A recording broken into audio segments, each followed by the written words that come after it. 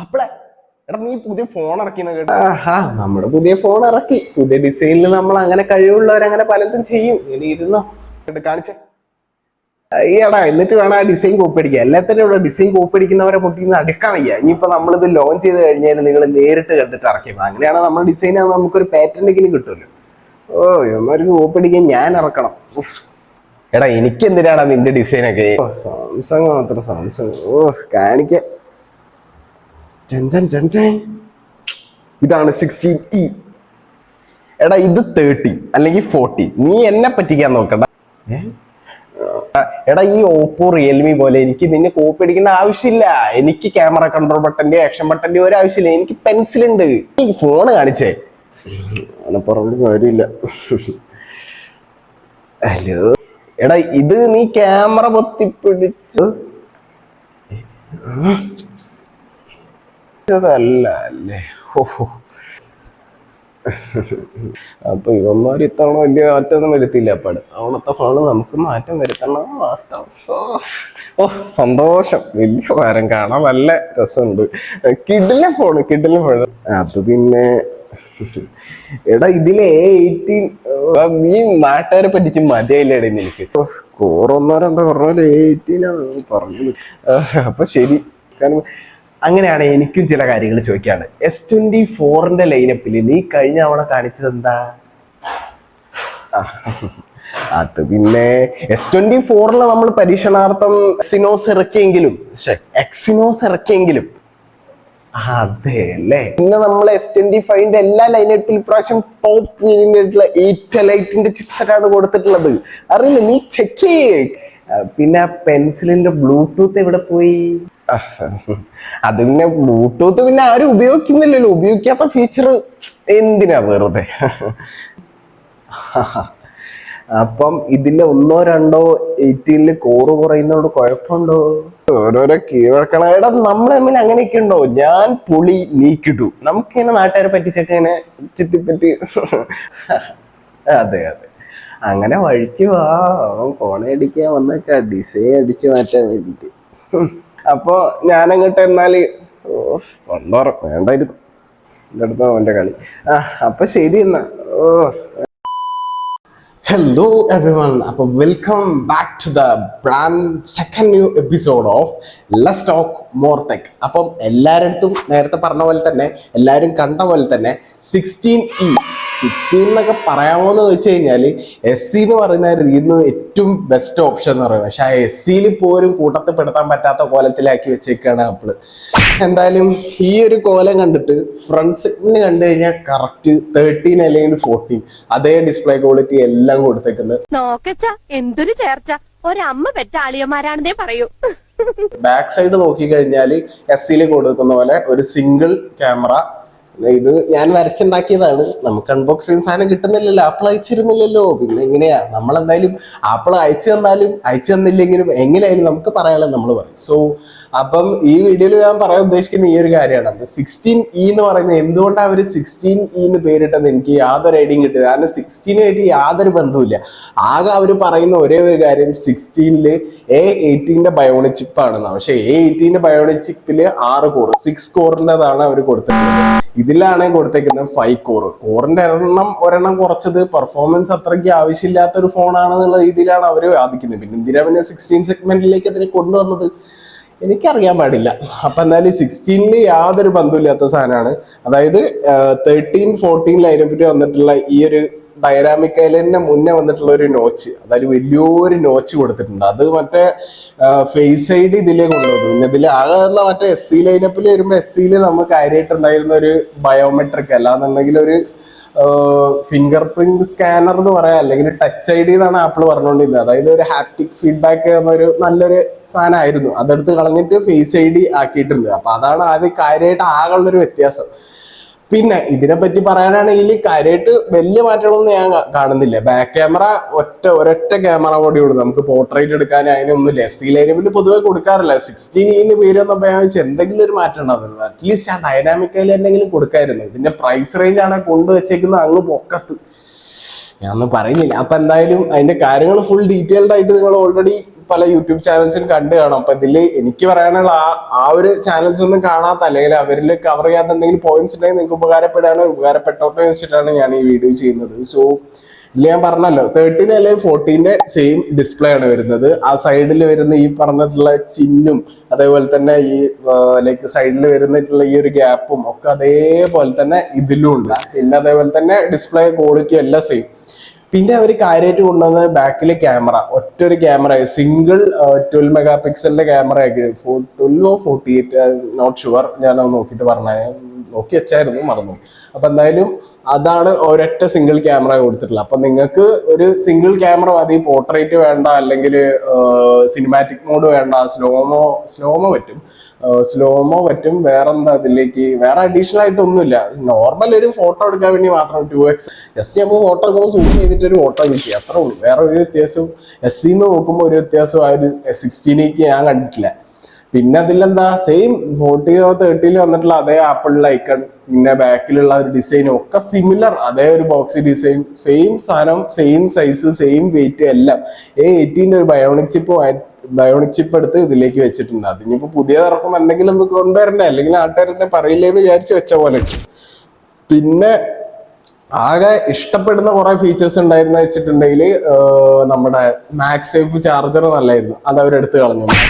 MagSafe എന്തിനെടുത്ത് കളഞ്ഞു എനിക്കറിയില്ല. കാരണം അധികാരം ഉപയോഗിക്കാറുള്ളത് വെച്ചാൽ നമുക്കൊരു പ്രസന്റ്ലി എന്തെങ്കിലും ഒരു പെട്ടെന്നൊരു സിറ്റുവേഷൻ നമുക്ക് വയർഡ് ചാർജർ ഉപയോഗിക്കാൻ പറ്റില്ല. ഇപ്പൊ കാറിൽ നമ്മൾ വയർ എടുത്തിട്ടില്ല, നമുക്ക് മാക്സേഫ് യൂസ് ചെയ്താണ് വയർലെസ് ആയിട്ട് ചാർജ് ചെയ്യാം, പക്ഷെ അത് എടുത്ത് കളഞ്ഞു.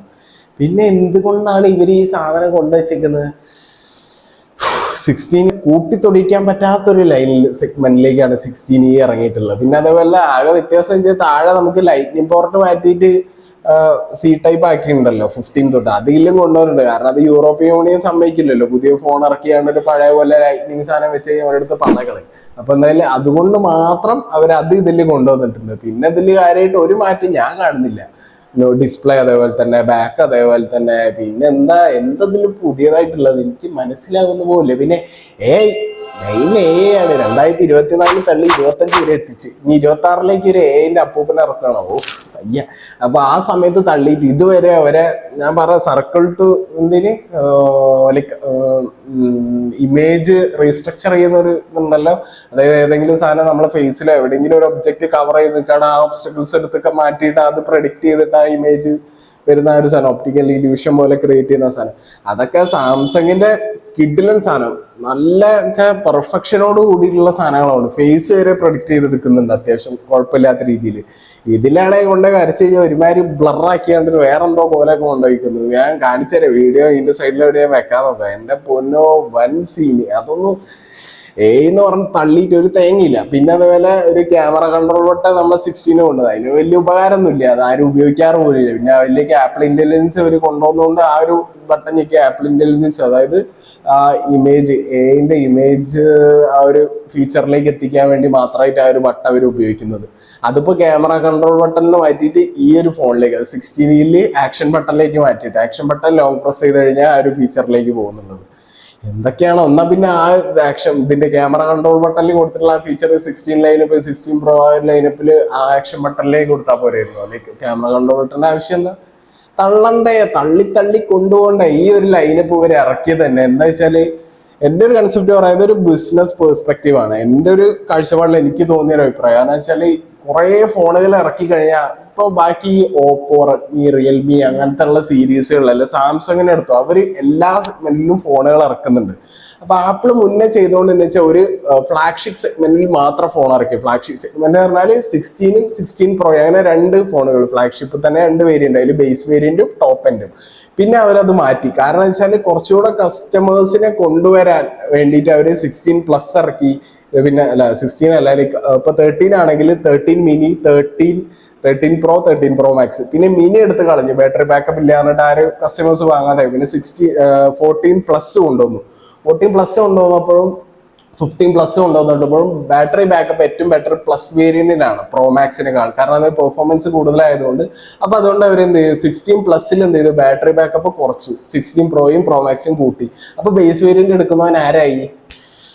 എന്തൊക്കെ ഊച്ചാളിത്തരമാണ് കാണിക്കുന്നത്. അപ്പോൾ ഇത് പ്യൂർലി മാർക്കറ്റിംഗ് ആണ്. കാരണം വെച്ചിട്ടുണ്ടെങ്കിൽ 16E എന്ന് പറഞ്ഞിട്ടൊരു സാധനം കൊണ്ടുവന്നാൽ അവർക്ക് ബേസ് വേരിയന്റ് ആയിട്ട് ഇതെടുക്കാം, 16 എടുക്കാം, പിന്നെ അതിന്റെ വിലയ്ക്ക് 16+, അങ്ങനെ അവർ തന്നെ കുറെ ഓപ്ഷൻസ് ക്രിയേറ്റ് ചെയ്യുക, ഒപ്റ്റിക്കൽ ഇല്യൂഷൻ ക്രിയേറ്റ് ചെയ്യുക. കുറെ സാധനങ്ങൾ ഞങ്ങളുടെ അടുത്ത് വാങ്ങാന്നുള്ള രീതിയിൽ. ഇപ്പോൾ ബാക്കി ഓപ്പോ, റിയൽമി അങ്ങനത്തെ സാധനങ്ങളൊക്കെ എങ്ങനെയാണ് ഫ്ലാഗ്ഷിപ്പ് സാധനങ്ങൾ എടുക്കും, ബേസ് ആയിട്ടുള്ള കുറെ സാധനങ്ങൾ. അപ്പോൾ ഓപ്ഷൻസ് എടുക്കുന്ന സമയത്ത് അവർക്ക് ബേസിലും ടോപ്പിലും മിഡിലും എല്ലാത്തിനും വേരിയൻസ് ഉണ്ട്.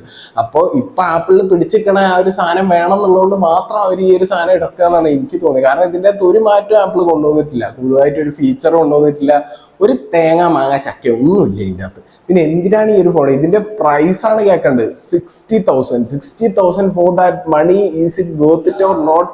Blindly I can say this is not for that value for money phone. ആ 60,000 രൂപയ്ക്ക് നിങ്ങൾക്ക് കിഡിലൻ ആൻഡ്രോയിഡ് ഫോണുകൾ കിട്ടും. ഐഫോണിൽ തന്നെ 72,000 രൂപയ്ക്കിട്ടാണ് ഇപ്പോൾ 16 സീരീസ് ബേസ് സ്റ്റാർട്ട് ചെയ്യുന്നത്. അപ്പോൾ 16 എടുത്താൽ പോരാ, അതിലാകുമ്പോൾ പോർട്രേറ്റും പിന്നെ സിനിമാറ്റിക് മോഡ് പിന്നെ അതേ ക്യാമറ കൺട്രോൾ എല്ലാം ഇഷ്ടപ്പെടുന്നവർക്ക് അതെടുത്താൽ മതി.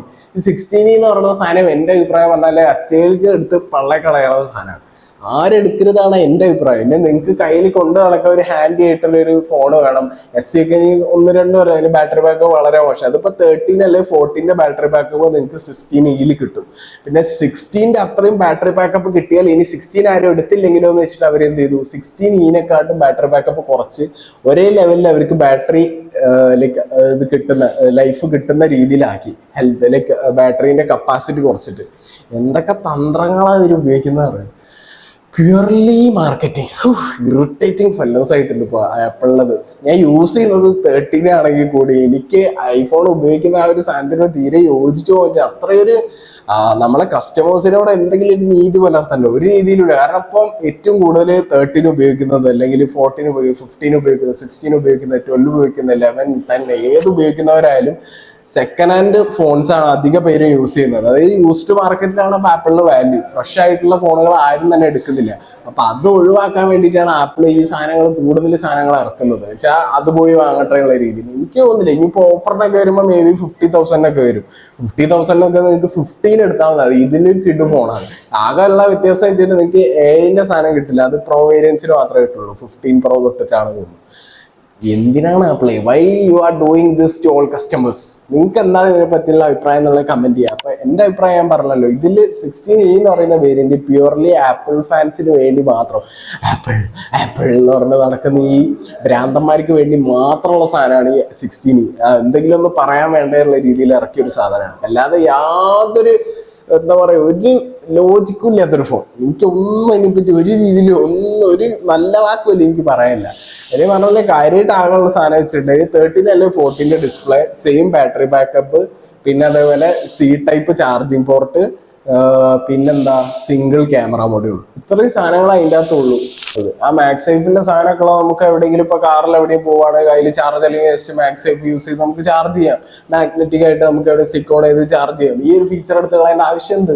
ഇത് മറ്റേ സാംസങ് മറ്റേ പെന്നിന്റെ അകത്ത് ബ്ലൂടൂത്ത് എടുത്ത് കളഞ്ഞു പറഞ്ഞ പോലെ. ഇതൊക്കെ യൂസ്ഫുൾ ആയിട്ടുള്ള ഫീച്ചേഴ്സ് ആണ്. കസ്റ്റമേഴ്സ് എത്രത്തോളം യൂസ് ചെയ്യുന്ന കുറച്ച് കസ്റ്റമേഴ്സ് ഉണ്ടെങ്കിൽ അത് അവർക്ക് ഉപയോഗപ്പെടുത്തേ നല്ല വെക്കലല്ലോ. ഇത് വൻ പ്രൈസും കൊണ്ട് വെച്ചിട്ട് ഫീച്ചേഴ്സും കട്ട് ഓഫ് ചെയ്ത് പിന്നെ എന്തിനാ വലിയ ഫോൺ ഇറക്കുന്നത്? ഇത് ഒരു വരയുണ്ട്, ആ വരയുടെ അടുത്ത് ഒരു വലിയ വരയിട്ടാ ഇപ്പൊ ഈ വര ചെറുതായില്ലേ എന്ന് പറഞ്ഞിട്ടുള്ള ഒരു അവസ്ഥയാണ്. നമുക്ക് ഓൾറെഡി കുറെ കൺസേൺസ് ഉണ്ട് ആപ്പിളിനെ പറ്റി. അപ്പൊ അതൊന്നും നമ്മൾ മൈൻഡ് ചെയ്യാതിരിക്കാൻ വേറെ വലിയൊരു കൺസേൺ കൊണ്ട് അവിടെ ഇറക്കിയിടും.